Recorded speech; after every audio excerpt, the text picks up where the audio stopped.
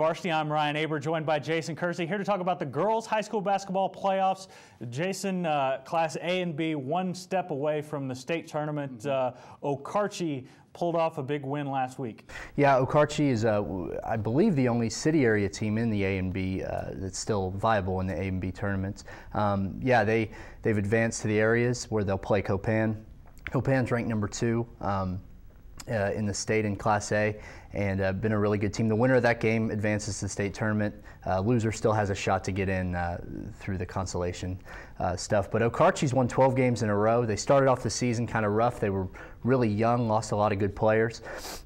And they also lost a guard, Brooke Edwards, who was one of their only players with a lot of playoff experience, to an ACL, but she's kind of working her way back in.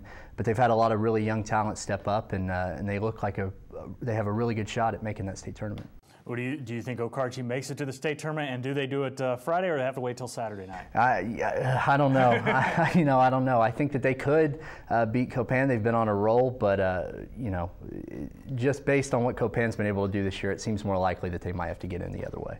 And then in Class 4A, Douglas pulled off a big win. We talk a lot about Douglas's boys, not much about Douglas's girls. What has the Trojans playing so well right now? Well, Douglas is a team that has played a pretty tough schedule: Millwood, Northeast, Carl Albert. And in a lot of those games, they've been in them, but they've kind of lost it at the end.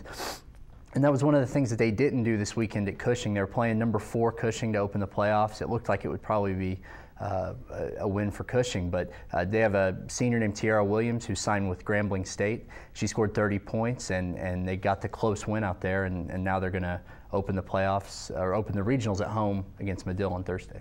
And then Class 6A begins its playoffs this week with regionals.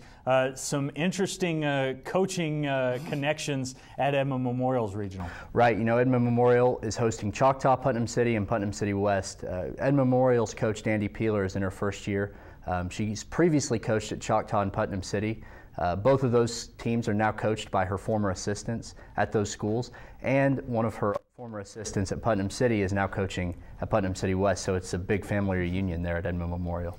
Well, it should be an interesting weekend of playoffs. Jason, thanks for joining us, and thank you. Check us out every day at newsota.com/varsity for the best high school coverage anywhere.